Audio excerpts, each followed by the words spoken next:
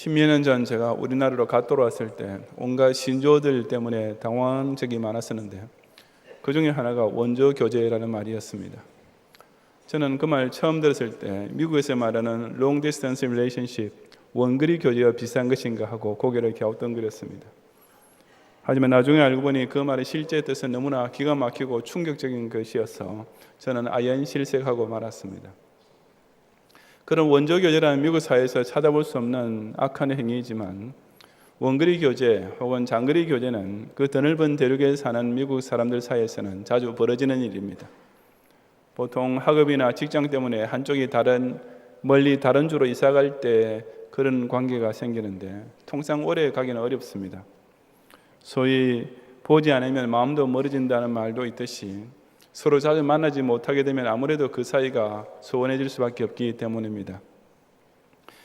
그럼에도 불구하고 드물긴 하지만 그런 원거리 교제를 유지하는 커플들도 아주 없는 것은 아닙니다. 그런 사람들은 서로 볼 수 없는 먼 공간의 간격을 장거리 전화로서 대신 메우고 또 경제적 여유가 있으면 주말마다 비행기를 타고 왔다 갔다 하면서 헤어져 있던 시간의 회포를 푸는 것입니다. 오늘날 예수님과 우리 신자의 사이 관계가 바로 그런 원거리 교제라고 할 수 있습니다. 승천하셔서 지금 하늘 보좌에 앉아 계신 예수님과 우리 사이는 지상과 천당이라는 참 머나먼 거리에 떨어져 있습니다. 이것은 무슨 장거리 전화도 통할 수 없으며 제트기를 타고 주말마다 오고 갈 수도 없는 정말 까마득히 먼 거리요, 현실적으로 어떤 교제라는 것이 전혀 불가능해 보이는 간격인 것입니다. 하지만 우리 예수님께서는 이런 것까지도 이미 다 생각하고 계셨습니다. 그런 까닭에 주님께서는 제자들과 마지막으로 유월절 만찬을 나누시던 자리에서 당신께서 승천하신 이후에도 그들이 어떻게 당신과 가깝고도 친밀한 교제를 계속할 수 있는지를 소상하게 가르쳐 주셨습니다. 이 시간 저는 바로 그 말씀을 통해 이 명실공히 최장의 원거리 교제인 예수님과 우리 신자의 사이의 관계가 과연 어떻게 성립되고 또 유지될 수 있는지를 함께 상고해 보고자 합니다. 첫째, 성령의 내재가 승천 이후에도 예수님과 성도 사이의 교제를 구체적으로 성립시켜 줍니다. 16절부터 20절에 예수님께서 하신 말씀을 다 같이 함께 봉독하겠습니다. 내가 아버지께 구하겠으니 그가 또 다른 보혜사를 너희에게 주사 영원토록 너희와 함께 있게 하리니 그는 진리의 영이라 세상은 능히 그를 받지 못하나니 이는 그를 보지도 못하고 알지도 못함이라. 그러나 너희는 그를 아나니 그는 너희와 함께 거하심이요 또 너희 속에 계시겠습니다. 내가 너희를 고아와 같이 버려두지 아니하고 너희에게로 오리라. 조금 있으면 세상은 다시 나를 보지 못할 것이로되 너희는 나를 보리니 이는 내가 살아있고 너희도 살아있겠습니다. 그날에는 내가 아버지 안에 너희가 내 안에 내가 너희 안에 있는 것을 너희가 알리라. 아멘. 예수님께서는 승천하신 후에도 당신과 당신의 제자들 사이의 관계가 계속 이어지게 하기 위해서 우선 또 다른 보혜사를 아버지께 구하겠다고 하셨습니다. 이 보혜사란 말의 헬라어 단어는 직역하자면 곁에 불려온 자라는 뜻으로서 일반적으로 보호자, 변호자, 위로자, 도우는 자 등의 의미인데 우리나라 말에서는 보호하고 은혜를 베풀으시며 가르쳐 주시는 분이란 뜻에서 보혜사라는 단어로 번역해 둔 것 같습니다. 하여튼 이 보혜사란 말은 성경에서 오직 예수님만 쓰셨고 또 항상 성령을 뜻하실 때 사용하신 것은 틀림없습니다. 또 다른이라고 하신 것은 보혜사가 여러 명 있다는 뜻이 아니라 그 보혜사가 곧 예수님 당신과 같은 또 한 분의 하나님이라는 의미에서 하신 표현입니다. 예수님께서는 그 성령을 친히 아버지께 구하겠다고 하셨으며 그러면 그 성령을 그 성부께서 너희에게 주사 영원토록 너희와 함께 있게 하실 것이라고 했습니다. 너희와 함께 있게 해주겠다는 말씀은 바로 성령께서 우리 신자의 심령 속에 내재하게 됨을 가리킵니다. 그런데 그처럼 성령께서 우리와 함께 있도록 구해 주시는 분은 예수님이시며 그 결과 성령을 우리에게 주시는 분은 오직 성부 하나님이시라고 하셨습니다. 즉 성령의 내재 또는 내주하심은 순전히 하나님의 주권적인 사역의 결과이지 조금이라도 무슨 특별한 은사를 받았다는 사람의 능력이나 본인의 노력 때문이 아닌 것을 분명히 알 수 있습니다. 계속 이어지는 17절에서 그 성령을 가리켜 진리의 영이라고 했는데, 이것은 진리를 전해주시고 가르쳐주시고 깨닫게 해주시는 영이라는 의미입니다. 이 성경은 세상이 능히 받지도 보지도 알지도 못하지만 오직 신자만 그를 알게 되는데, 그 이유는 그가 너희와 함께 거하시며 또한 너희 속에 계실 것이기 때문이라고 하셨습니다. 일단 성령이 한 신자의 심령 속에 찾아오셔서 내재하시게 되면 그런 성령의 방문을 받은 본인은 절로 알게 되어 있다는 말씀입니다. 다시 말해서 성령의 임하심은 달리 증명하거나 설명할 길이 없는 신비로운 일에 속하지만 오직 스스로 처음 한 신자에게는 너무나 분명하고 확실한 사실이 된다는 뜻입니다. 그렇다면 예수님께서는 왜 그런 성령을 우리에게 보내주시는 것입니까? 이어지는 말씀에서 대답하시기를 내가 너희를 고아와 같이 버려두지 아니하고 너희에게로 오리라고 하셨습니다. 불신자들의 눈에는 예수님 성천 후의 기독 신자들이 마치 부모의 이런 고아처럼 보이겠지만 예수님께서는 결코 그렇게 내버려두지 않으시고 반드시 우리에게 오겠다고 약속하신 것입니다. 이어지는 말씀에서 조금 있으면 세상은 다시 나를 보지 못할 것이로되 너희는 나를 보리니 라고 하신 것도 같은 맥락입니다. 이처럼 예수님께서 오시고 우리가 그 주님을 보게 된다는 것은 부활하신 후 성천하시기 전에 제자들에게 나타나신 일을 두고 하신 말씀이기도 하지만 실은 그보다 훨씬 더 지속적이고 광범위한 만남을 두고 하신 말씀입니다. 그것이 곧 앞에서 말씀하신 그 성령의 내재하심을 통해 성도가 우리 주님과 영적으로 함께 살게 되는 것을 가리킵니다. 20절의 그날이 바로 그 성령께서 강림하시게 되는 날을 뜻하며 그 성령 강림과 함께 내가 아버지 안에 너희가 내 안에 내가 너희 안에 있는 것을 너희가 알리라고 하셨습니다. 다시 말해서 성령께서 신자의 심령 속에 내주하심으로써 바로 그 성령을 통해 신자는 실제로 성부, 성자, 성령 이 삼위일체 하나님과 동거동행하는 삶, 그야말로 예수님을 직접 보고 개인적으로 알게 되는 특별한 사귐을 구체적으로 영위할 수 있게 되는 것입니다. 이런 신비한 교제가 일어날 수 있는 이유를 두고 예수님께서는 이는 내가 살아있고 너희도 살아있기 때문이다고 하셨습니다. 사람의 관계란 양쪽 다 살아있으면 되지 어느 한쪽이라도 죽어있으면 성립될 수가 없습니다. 하지만 우리 예수님은 부활 승천하셔서 지금도 여전히 살아계시고 또한 중생받은 신자 역시 이미 새 생명을 받아 살아있으니 이 두 살아있는 사람들 사이에서는 당연히 교제가 성립될 수 있는 것이며 그 만남이 곧 성령의 내재를 통해 가능케 되는 것입니다. 오늘날 이런 성령을 마치 사람이 마음대로 오라 가라 할 수 있는 것처럼 여기는 사람들이 참 얼마나 많습니까? 목사가 입으로 쉬하고 무슨 바람을 불면 성령이 임하고 부흥사가 손바닥으로 등을 때리면서 소위 안수기도라는 것을 하면 그 때문에 자빠지는 순간 성령이 들어오게 되는 것처럼 여기는 어처구니 없는 쇼들을 하고 있습니다. 성령 역시 어디까지나 삼일째 하나님이신데 그런 성령 하나님을 무슨 귀신 부르듯이 임하게 해준다고 하고 있으니 그것은 명백한 신성모독이요 종교적인 사기일 뿐입니다. 성령은 결코 목사가 주시는 것이 아니라 오직 성부께서 보내주시는 것이며 내가 원해서 받는 것이 아니라 사람 쪽에서는 불가항력적인 하나님의 주권적인 선택에 의하여 친히 내 속에 오심으로써 그 결과 영원히 우리와 함께 있게 되시는 것입니다. 중생을 받은 신자는 바로 이런 성령 하나님을 통해 예수 그리스도와 구체적인 관계를 시작하게 됩니다. 불교나 이슬람교를 보십시오. 석가모니도 죽었고 마호메트도 죽었지 않습니까? 이미 교주가 죽어 있는데 그런 교주와 신도 사이에 도대체 무슨 만남이 있고 교제가 있을 수 있다는 말입니까? 하지만 우리 기독 신자는 지금도 살아계시는 예수님과 바로 우리 각자의 심령 속에 거하시는 성령을 통해 생명의 교제를 나누고 있는 살아있는 자들인 것입니다. 그처럼 성령께서 친히 우리 속에 찾아오시면 우리는 거부할 수 없을 뿐 아니라 그 내재하심을 절로 알 수 있게 됩니다. 예수님이 나의 구세주로 하나님 아들로 내 속에 들어오고 그것이 믿어지고 그것이 깨달아지는데 다른 무슨 증거나 복잡한 설명이 필요했겠습니까? 성령 받지 못한 사람으로서는 죽었다 깨어나도 알 수 없는 일이며, 반면에 성령 받은 신자에게 있어서 저를 아는 이 확실한 현실은 그야말로 실상인 것입니다.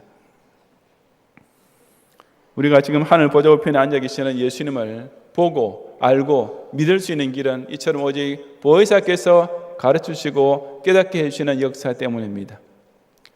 그렇게 시작된 교제는 그 어떤 장거리 전화보다 더 확실하게, 그 어떤 화상 전화보다 더 분명하게 그 주님과 친밀한 관계를 맺게 해주는 것이며, 이것은 오직 성령이 임하신 성도만 맛보아 알 수 있는 놀랍고도 은혜로운 체험입니다. 부활승천하셔서 비록 우리와 공간적으로는 지극히 멀리 떨어진 것 같지만 바로 성령의 내재를 통해 이처럼 우리에게 가까이 찾아와 주시는 예수님을 영접하고 이 주님과 친밀하게 사귀는 기쁨을 꼭 누리는 성도들이 되시기를 바랍니다. 둘째, 말씀 순종이 재림 때까지 예수님과 성도 사이의 관계를 공고히 유지시켜 줍니다. 21절 이하 24절까지 함께 봉독하겠습니다. 나의 계명을 지키는 자라야 나를 사랑하는 자니 나를 사랑하는 자는 내 아버지께 사랑을 받을 것이요 나도 그를 사랑하여 그에게 나를 나타내리라. 가룟유다 아닌 유다가 이르되 주여 어찌하여 자기를 우리에게는 나타내시고 세상에는 아니하리 하시나이까. 예수께서 대답하여 이르시되 사람이 나를 사랑하면 내 말을 지키리니 내 아버지께서 그를 사랑하실 것이요 우리가 그에게 가서 거처를 그와 함께 하리라. 나를 사랑하지 아니하는 자는 내 말을 지키지 아니하나니 너희가 듣는 말은 내 말이 아니요 나를 보내신 아버지의 말씀이니라. 아멘. 그처럼 성령님의 내재로 예수님과 신자의 관계가 시작됐다 할지라도 그 예수님 재림하실 때까지는 오랜 기간이 또 있습니다. 이 세상 연인들 사이의 원거리 교제도 시간이 흐르면 깨어지기 쉬운 것인데, 그렇다면 우리가 주님과 다시 만나게 되는 그날까지 그 관계가 과연 어떻게 유지될 수 있는 것이겠습니까? 여기서 예수님께서 나의 계명을 지키는 자라야 나를 사랑하는 자니 라고 하신 말씀이 바로 그 질문에 대한 대답입니다. 우선 예수님께서는 나의 계명이라고 선언하셨습니다. 다시 말해서 우리는 자신의 계명을 스스로 만들 필요가 전혀 없으며 오직 예수님께서 명하시는 그것만 받아들이면 충분한 것입니다. 그런 까닭에 우리 기독교는 무슨 득도 종교가 아니며 참선 종교도 결코 아닙니다. 그와 같은 종교들은 사람이 스스로 무언가를 깨달아야 하는 종교이고 그런 까닭에 결국은 인본주의 종교로 전락할 수밖에 없는 것입니다. 하지만 계시에 있어서 알파와 오메가가 되신 예수님 믿는 기독 신자와 더할 것도 덜할 것도 없이 완성된 성경 말씀만을 신앙과 행위의 유일 규범으로 다루고 있는 개혁주의 기독교회는 오직 예수님께서 나의 계명이라고 선포하신 말씀만 있으면 다른 아무 쓸데없는 고생도 할 필요가 없고 성경을 가감하는 죄를 범할 이유는 더더욱 없는 것입니다. 그처럼 예수님의 계명을 받고 나면 이제는 지키는 자가 되어야 합니다. 원래가 계명이란 그저 순종하라고 주어진 것이지 결코 외우거나 깨닫기만 하라고 주어진 것이 아닙니다. 군대에서 상관이 내리는 명령은 부하가 그 말씀 참 옳습니다 라고 맞장구 치라고 내리는 것이 아니라 오직 복종, 그것도 즉시 그리고 완전히 복종하라고 내리는 것일 따름이지 않습니까? 또한 명령은 듣는 사람이 이 명령이 과연 무슨 뜻일까 하고 골머리를 싸매고 곰곰이 생각해야 깨달을 수 있는 말도 결코 아닙니다. 앞으로 전진하라, 저 고주 위로 돌리게 하라, 적군을 향해 사격하라, 이런 명령을 듣고서 과연 우리 상관께서 지금 내리신 이 명령 속에 깊이 담겨있는 숨은 진리가 무엇일까 하고 무슨 돌을 닦는 사람처럼 참선에 들어갈 부하가 세상에 있겠습니까? 마찬가지로 예수 믿으라, 예배 드리라, 기도해라, 헌금해라, 전도해라 는 말씀에 대해서 도대체 무슨 고려해 볼 것이 있으며 깊이 깨달아야 할 것이 남아있겠습니까? 예수님의 계명을 듣게 된다는 즉시 그리고 완전히 지켜 순종할 순서만 있을 뿐인 것입니다.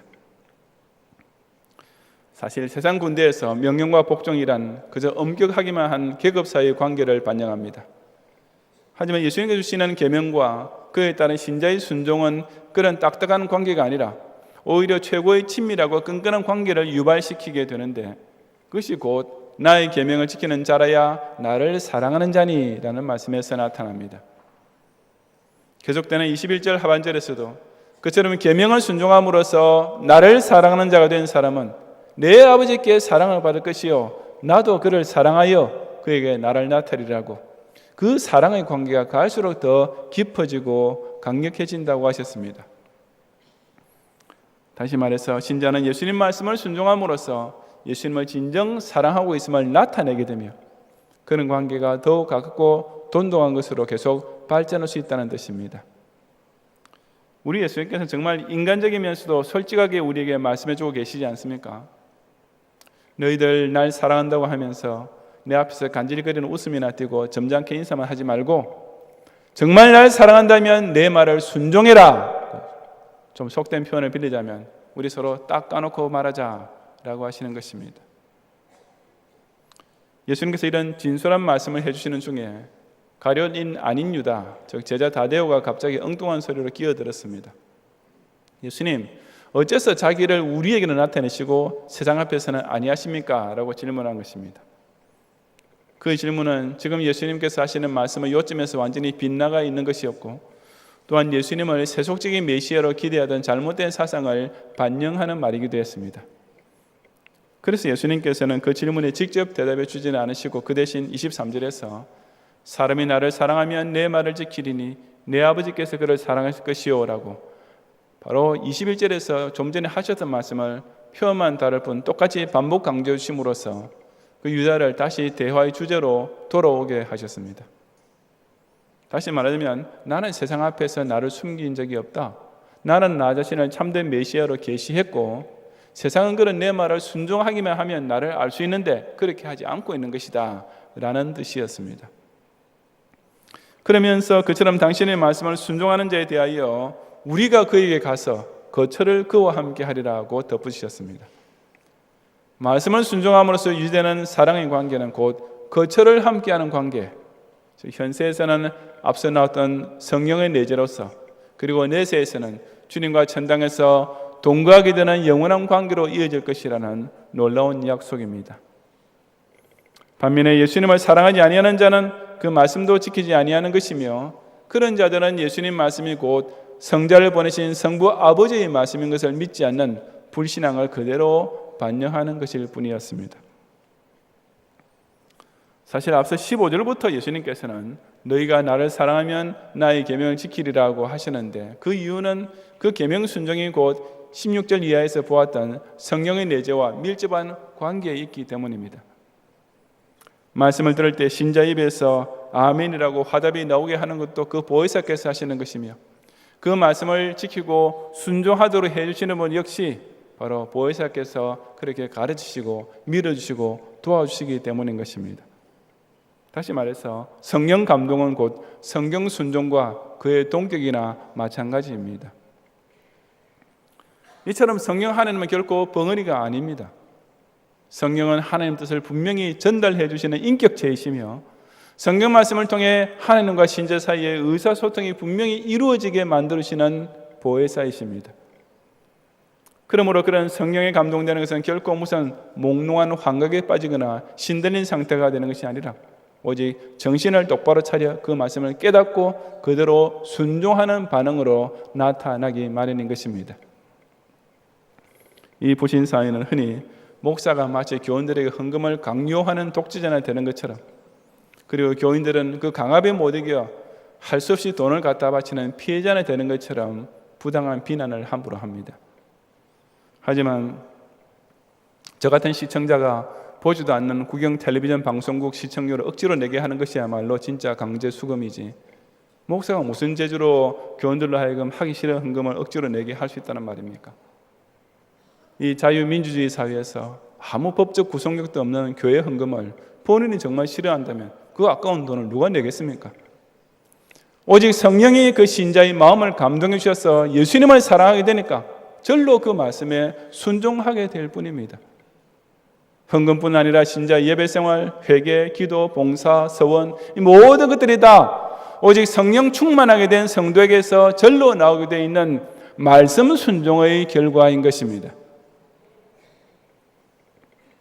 너희가 정말 나를 사랑한다면 내 계명을 지키라는 이 예수님 말씀 앞에서 우리도 좀 솔직해져야 하지 않겠습니까? 예수님 사랑이란 말만 입에 발릴 미사역으로 하지 말고 정말 좀 구체적으로 그 사랑하는 표를 내야 하지 않겠습니까?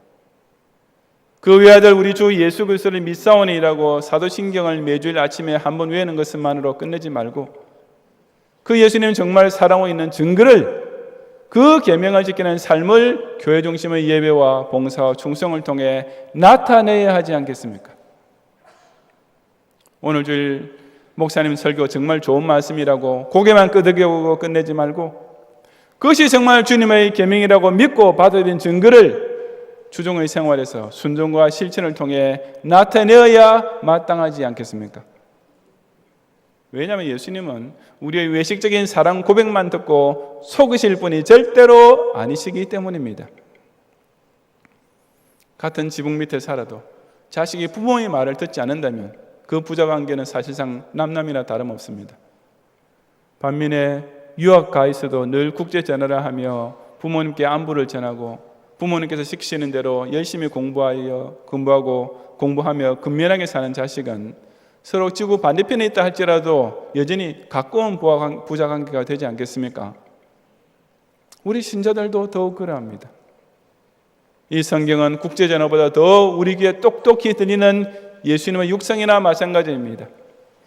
바로 이 성경 말씀을 통해 아무 잡음 없이 주님과 직통으로 통회하고 귀로 듣기만 하는 것이 아니라 순종을 통해 몸으로 의사소통하면서 주님과 주님 재림하시는 그날까지 우리 예수님과 날마다 더 가깝고 더 뜨겁게 사귀는 성도들이 되시기를 바랍니다.